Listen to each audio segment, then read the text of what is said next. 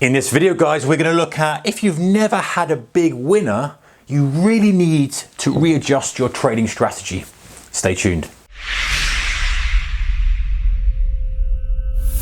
Hey guys, a warm welcome to you. All right, so let's explore this a little bit deeper and explain what I mean by this. So if you've never had a big winner, you need to readjust your strategy. So let's have a look at kind of what I mean behind this. So let's say, for example, you're trading away, and let's just pick some numbers out of the air for ease of kind of example here. Let's say on your profit side, you're making $500. Let's say you make a $400. Let's say you make a kind of $200. Maybe you make $100, or maybe you get a big winner, and a big winner for you is kind of $650. But let's assume that's either per trade if you're a swing trader or per day if you're a day trader.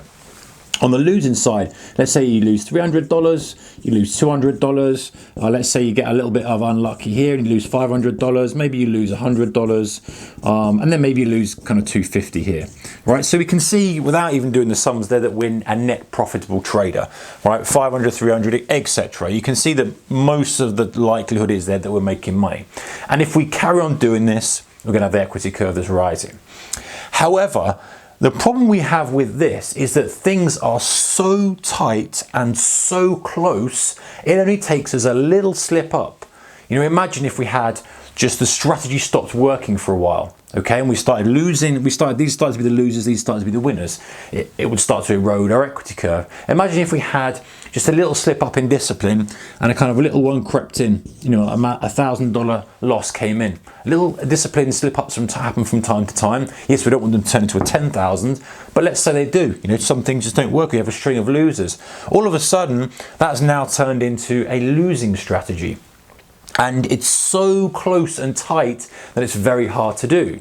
So it's very hard to kind of keep the performance up. So that's fine and that's good. You know, if you're doing that, that's good, right? It means that you've got a good read on the market. You're doing something right. You've proven with consistency that you've got the required attributes at that moment in time to make money in the market. Big pat on the back for that. However, there's a little tweak that needs to be made to ensure that you've got the longevity and your equity curve is giving you the best bang for your buck. And that is to make sure that every so often you get what I call a jackpot trade in there. You know, every so often you get a big trade that just goes your way and you're allowing it to. Because the issue is here, you've not got any big winners, because you're taking the profits too early. Now, the downside is, of course, you're going to cut off an occasional winner if you're looking for a jackpot trade, or I call it a jackpot trade, or looking for a big winner, a big runner. You're going to cut off occasionally, but it more than makes up for it. So let's look at an example. In fact, let's do it over here. If you imagine you're very good, you kind of bought the open here, you've recognized there's a little bottom, and you've kind of thinking, hey, we're going to rally off the open, rally off that kind of short-term dip at the open. You're buying here, and you kind of see chugging, you end up taking it out above that high, right? And that ends up being like a nice $650 winner on your trade. That's great. However, the market then continues up for the rest of the day and closes right at highs. So yes, great that you've read that, but you're not getting the best credit for doing the right thing. You know, you've got that money, yes, you've taken it, but you've not allowed it to run. If you never have those occasional real big winners, then you're never going to get these big profits. And you need these guys. These are what you need so you can ride a bit of a storm every now and then when the profits aren't coming, when you aren't quite in tune, when this flips on its head and you start losing, you know, more than you're winning for a little spell. These like kind of big winners that really give your equity curve a boost. I mean, the pullback in the equity curve is minor as opposed to going back to where you are.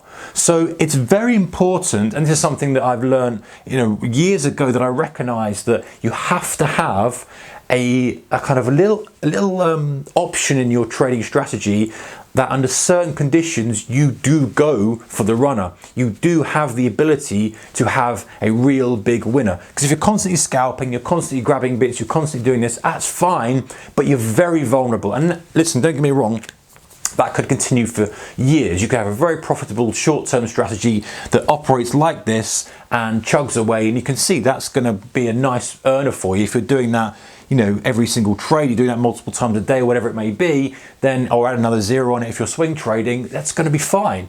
but you're very, very vulnerable then to any slight change in you lose your discipline for a little bit, any slight change in the market, the setups and strategies aren't working. It's very, very close to the wire. However, when you allow yourself to have an occasional real winner, you let something run, then that really gives you a boost. So what have you got to do with that? You've got to find out which of the trades. Go back, look at your charts, look at all your history, look at your journals, look at the screens, whatever you need to do, and find out which trades you've taken are the most likely to be a big runner. And when you get those attributes, you have to be comfortable in saying, you know what, I'm going to basically give up the profit potential. Let's say this was a $650 trade. I'm going to give up that for the chance of having a $3,500 trade or $2,500 trade. You know, whether it's a currency pair, whether it's an index, whether it's a stock, whatever. And so when you identify those specific strategies, those strategies that have potential. Listen, if you're trading in a range bound environment, you're not going to try and run the trade. There's no point. You grab your money, you keep banking, keep banking, keep banking. But when you'll know yourself, there are certain times when you've taken a trade out too early, you need to identify what's the theme between those. And then when you have this situation where you have a setup that's, hey, I've got a low on the open here, it's pushed up nicely, there's a good chance of us closing at highs on the day. I'm looking from a day trader's perspective here. It could be a swing trader's perspective. I've got on after a great earnings call, and this is like in a perfect storm for me. This could easily run for the next 3 or 4 weeks and give me a real jackpot. Let me take the urge away to take the profits. So when you get this scenario that ticks all the boxes, you go, right, this has the potential to run. And so you run it. Now, what you need to do, in my opinion, again, this is just let me know your thoughts, guys, in the comment section below about this. But in my opinion, that's the time you leave the screen. You put your stop in, you see it there, you go, right, I am now taking the day off. If my thesis is that this thing closes at highs, and again, I'm looking from a day trader's perspective purely because this is how I operate. If it's closing at highs on the day, that's my thesis, then I need to come back just before the close, right? And if it's come down, then it's come down. If it's stopped me out, it's stopped me out. You know, if you're at peace with that and comfortable with that, then it's allowing you to have these kind of jackpot moves, especially if you're in the right market conditions. Yes, the market conditions have got to be right. Yes, the setup has got to be right. But if you don't allow yourself to have these big winners, then you're going to struggle to keep this going and going and going and going. And it's very vulnerable, just like I say. So noting down the setups and strategies that really, really run.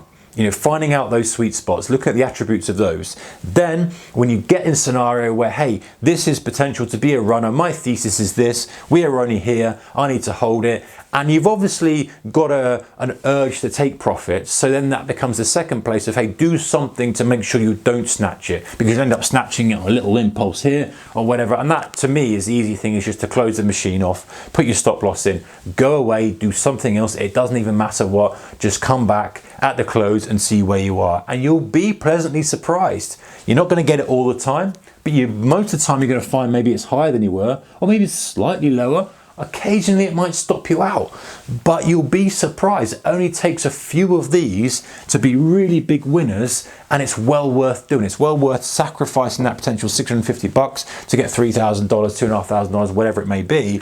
You know, you'll be surprised, and then you can fine tune it and fine tune it and fine tune it. Then you're in a lovely sweet spot, because 90% of your trades are sitting there catching these swings, catching these pulses, catching these bits and pieces, and then 10%, you get this little alarm that goes, right, this could be a really big one. This could be like a 2-day runner if you're a kind of an intraday trader looking for a couple of days, or it could be a kind of quarter runner if you're a swing trader. I've got a great entry here, I've got a great position, it looks great, right, leave it. Leave that and give myself the opportunity to pick up these real big winners that allow you cushions then for when you're not in tune with it. Really boosts your equity curve and makes a lot of difference, guys, to the bottom line. A few of these every quarter, it changes the game completely.